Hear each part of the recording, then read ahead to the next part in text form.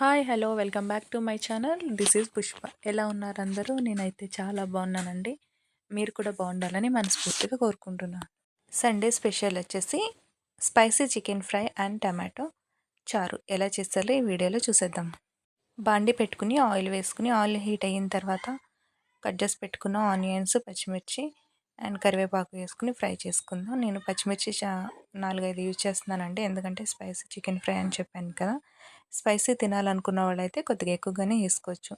అలానే ఇంకొక పొయ్యి మీద అయితే టమాటా చారు కోసం రెడీ చేసుకున్నాను.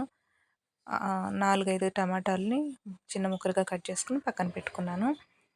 బాండి పెట్టుకుని ఆయిల్ వేసుకొని ఆవాలు, జీలకర్ర, వెల్లుల్లి, కరివేపాకు వేసుకుని బాగా ఫ్రై చేసుకోవాలి. ఈలోపు మనం ప్లేట్లో ముందుగా కట్ చేసి పెట్టుకున్న టమాటోస్ ఉన్నాయి కదండి, ఒక ప్లేట్లో వేసుకుని దానికి తగినంత కారం, పసుపు, ఉప్పు వేసుకొని నేనైతే మెత్తగా ప్లేట్లోనే ఇలా ఈ రకంగా మిక్స్ చేసుకుంటున్నాను. ఈ టేస్ట్ అంటే కొంచెం డిఫరెంట్గా ఉంటుంది ఇలా ట్రై చేస్తామంటే. మీరు కూడా ఫస్ట్ టైం చూస్తున్నట్లయితే ఇలాగా ఒకసారి ట్రై చేసి చూడండి, మీకు తెలుస్తుంది. ఉప్పు, కారం, పసుపు అంతా టమాటోస్ పట్టించిన తర్వాత మనం ఆల్రెడీ తాలింపు పెట్టుకున్నాం కదండి, దాంట్లో ఈ టమాటా ముక్కలు అయితే వేసేసుకుందాము. వేసుకుని అడుగంటకుండా ఒకసారి లో ఫ్లేమ్లో మనం ఫ్రై చేసుకుందాం. చాలా ఈజీగా ఉంటుంది, టేస్ట్ కూడా చాలా బాగుంటుందండి. చూసారు కదా, కొత్తిమీర కూడా వేసేసుకుంటున్నాను ఇప్పుడే.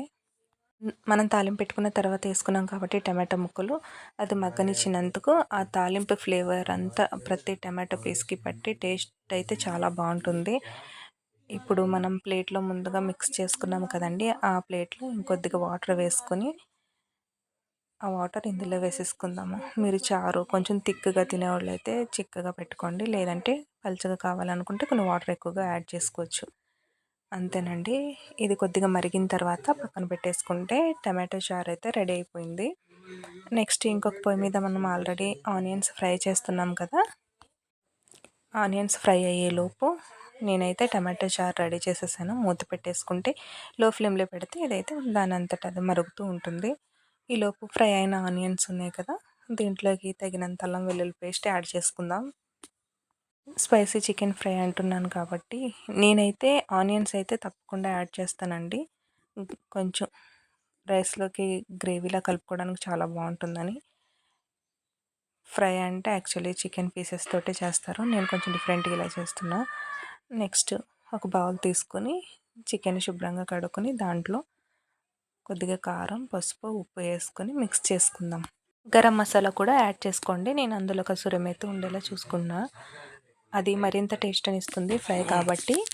మీరు కూడా ఉంటే ట్రై చేయొచ్చు, లేదంటే ఈ మసాలాలంతా ముక్కకు పట్టేలా బాగా మిక్స్ చేసుకుందాం.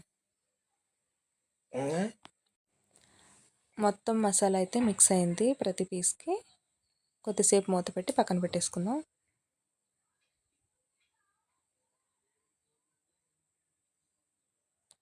ఆనియన్స్ కూడా బాగా మగ్గినాయండి.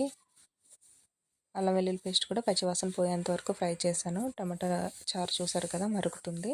ఈలోపు ముందుగా మ్యాగ్నేట్ చేసి పెట్టుకున్న చికెన్ పీసెస్ని ఈ రకంగా వేసుకుందాం. బాండీలోకి వేసుకుని ఒక్కసారి అటు ఇటు తిప్పి మూత పెట్టుకుంటే ఒక 10 మినిట్స్ లోపు బాగా మగ్గుతుంది లో ఫ్లేమ్లో.